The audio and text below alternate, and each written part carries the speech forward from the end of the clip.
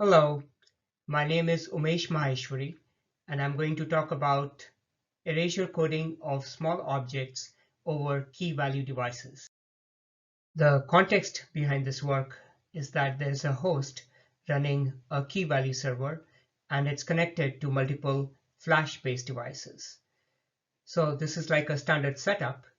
The twist here is that these are not block devices, but key value devices, which means data can be stored as variable-sized objects, and these objects can be accessed using application-specified keys, shown here as these pointy labels.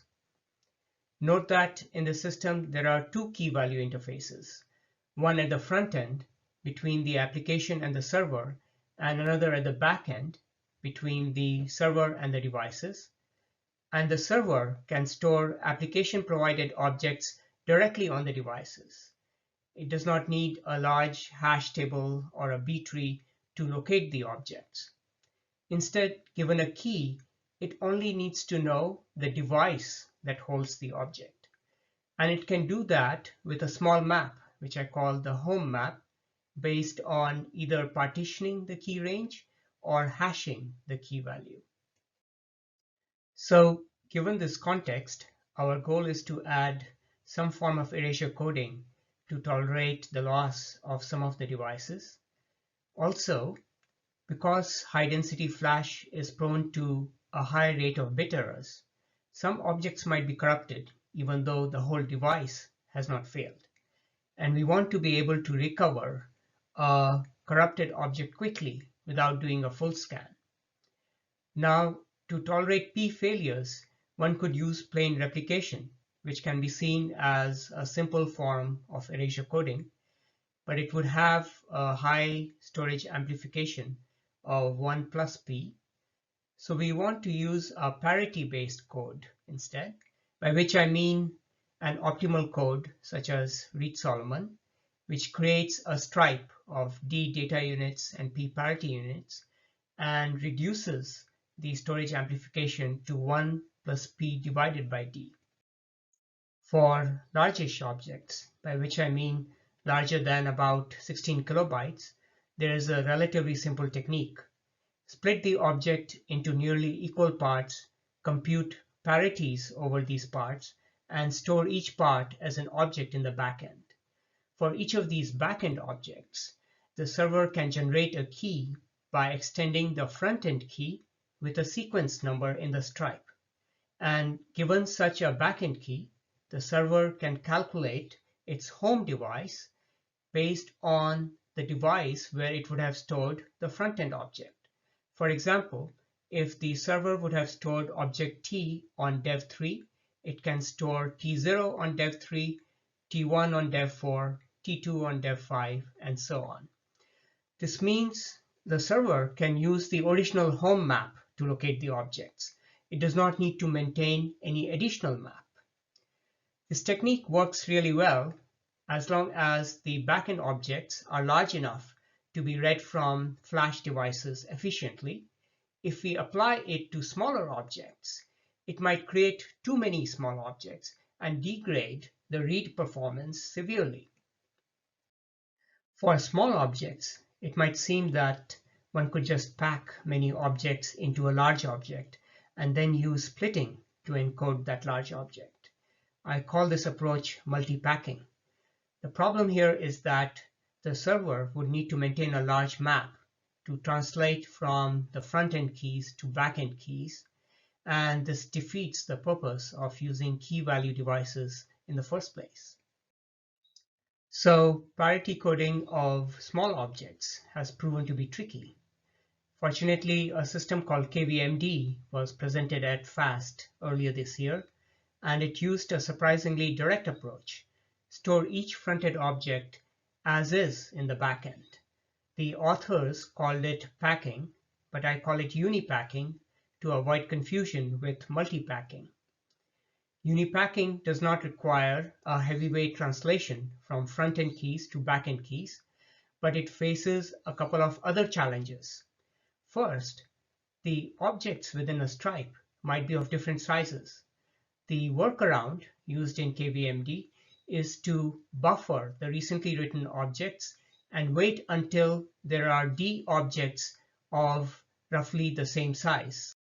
The second challenge is that recovering a corrupted object requires finding the other objects in the same stripe. For block devices, the server could calculate the addresses of the other blocks in the stripe. But for key value devices, the key space is so huge and sparsely filled that the server cannot intuit the other keys. The solution used in KVMD is to store a metadata object that contains the full sequence of all of the keys in the stripe. Here it's shown as this band, where each little rectangle represents a key in the stripe. The key of the metadata object itself is a simple extension of the front-end key that we want to restore. Of course, we want to be able to restore any of the front-end objects, so the server stores D siblings, each keyed using a different front-end key. And finally, we want to tolerate P failures, so the server stores P+1 clones of each of the siblings. This is a lot of metadata, but KVMD seems to be focused on objects larger than 1 kilobyte, and it assumes that metadata is small relative to data. So the metadata overhead is not even quantified. On the other hand, another paper, also from FAST of this year, studied key value data at Facebook and found that most objects are smaller than 100 bytes. So it is important to quantify the metadata overhead. First, let's look at the number of objects. For a stripe with 4 data and 2 parity objects, there are 12 metadata objects for a total object amplification, or AMP, of 4.5. This is even worse than replication, which has an AMP of 3 to tolerate the same number of failures. Object AMP is an important concern because the number of objects is often the limiting factor in the performance of key value stores. Now let's look at Byte AMP, which is also an important concern because it dictates the amount of space used, and also because Byte AMP contributes to write AMP, which is particularly bad for flash devices. For objects of 256 bytes with 16 byte keys, Uni-Packing creates a byte AMP of 2.8, which is marginally better than replication at 3, but it's hardly worth the complexity of parity coding, let alone the additional complexity from having to maintain metadata. Now I'm going to describe a couple of optimizations to Uni-Packing, which I call StripeFinder. The first optimization is to reduce byte AMP. The idea here is that a metadata object need not contain the full sequence of keys. Instead, it suffices to contain the key of the next data object in the stripe. I call this minimal metadata object a finder object, and together these finder objects create a ring such that given any data key, the server can find all the other data keys in the stripe. Also, this ring can tolerate P failures because each finder object is cloned P+1 times. The key of a parity object is set to a strong hash of the sequence of data keys, so it does not have to be stored explicitly in the ring. With this optimization, the byte AMP is reduced from 2.8 to 1.9. Note that the optimization described here is a somewhat stronger and simpler version of the one described in the paper. Now let's look at how byte AMP varies with object size. In general, it's a function of 3 parameters: P, the number of losses to tolerate, T, the number of data units, and X, the ratio of object size to key size. In this chart, P is fixed at 2, D at 4, and X ranges from 4 to 64. If keys are 16 bytes, that's equivalent to the object size ranging from 64 bytes to 1 kilobyte. On y-axis is byte amp, so lower is better. The flat red line at 3 is for replication. The brown line at 1.5 is for parity without metadata overhead. The blue curve is for Uni-Packing in KVMD, and the green curve is for Uni-Packing with StripeFinder. You can see that StripeFinder reduces byte amp relative to KVMD dramatically for small objects, but significantly even for 1 kilobyte objects. Also, I've drawn a dashed red line, which is 25% below the replication line. It represents a somewhat arbitrary upper limit for Uni-Packing to be practically useful against replication, given its higher complexity. And we can see that KVMD is usable only when the object-to-key ratio is above 28, while StripeFinder reduces that number down to 8. For reference, in the Facebook study, the object-to-key ratio is below 6, so even StripeFinder is not usable for Facebook data. So far, we have been talking about reducing byte amp. Now I will present the second optimization in StripeFinder, which is about reducing object amp. We saw earlier that in a Stripe with 4 data and 2 parity objects, there are 12 Finder objects. So the idea is to combine some configurable number of Finder objects into a single object. These Finder objects might belong to different stripes, but they must hash to the same value using some random hash function, and the key of the combined Finder object is set to this common hash value.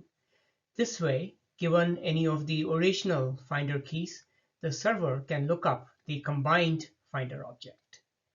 With this optimization, if 10 Finder objects are combined into one, the object amp is reduced from 4.5 to 1.8.